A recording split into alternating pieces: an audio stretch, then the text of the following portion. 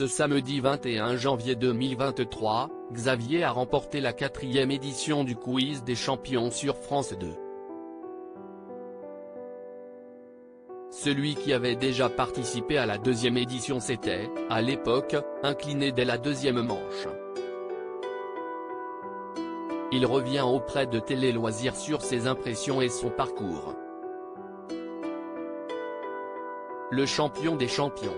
Ce samedi 21 janvier 2023, Xavier est devenu le 3e gagnant du jeu de Cyril Ferraud sur France 2, le Quiz des champions. L'ancien gagnant des 12 coups de midi et de questions pour un champion succède à Benjamin et Francis, qui ont tous les deux déjà été victorieux à Slam et questions pour un champion.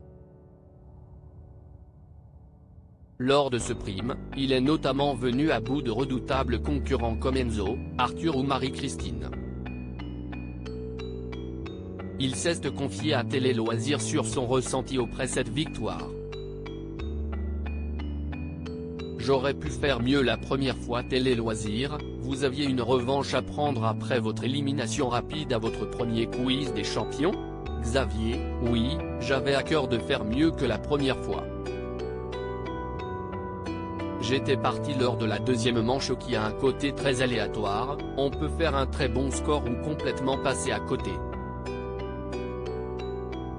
Je pense que les manches suivantes me convenaient bien, donc je voulais passer cette étape pour les essayer. En plus, j'avais été éliminé sur une question de sport qui est un de mes domaines préférés. J'avais fait un score vraiment pas ouf sur un thème assez ouvert. J'ai été bloqué, j'ai mal pris l'intitulé. C'était un thème assez abordable et j'aurais pu faire mieux.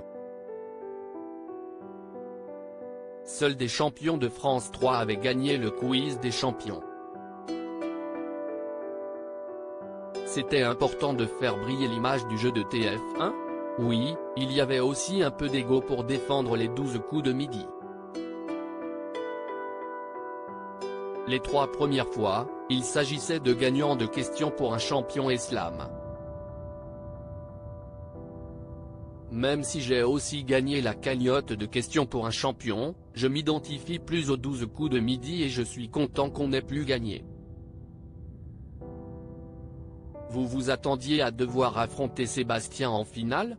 Je le connaissais et je savais qu'il était très bon et qu'il avait fait un parcours incroyable dans Questions pour un champion et tout le monde a son mot à dire. Mais il y avait également d'autres très bons candidats sur la liste de départ. Je pense à Christophe notamment, je suis même étonné qu'il n'ait toujours pas remporté de Quiz des champions vu son niveau immense. Je n'aime pas rester sur des échecs. Vous avez déjà remporté plusieurs jeux télévisés mais vous n'avez pas réussi à Question pour un super champion. Vous l'aviez vécu comme un échec? Non, pas comme un échec, mais comme un semi-échec on va dire. Mais si j'ai l'occasion d'y participer à nouveau, ça serait pour faire mieux. Je suis un compétiteur et je n'aime pas rester sur des échecs.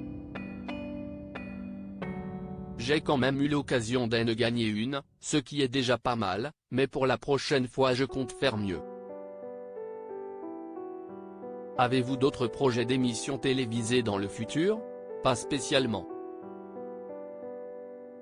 Je ne pense pas faire. Tout le monde veut prendre sa place car si est la case directe en face des 12 coups de midi et je ne me vois pas allécher la concurrence. S'il fallait en choisir un, je dirais tout le monde a son mot à dire mais ce n'est pas prévu dans l'immédiat.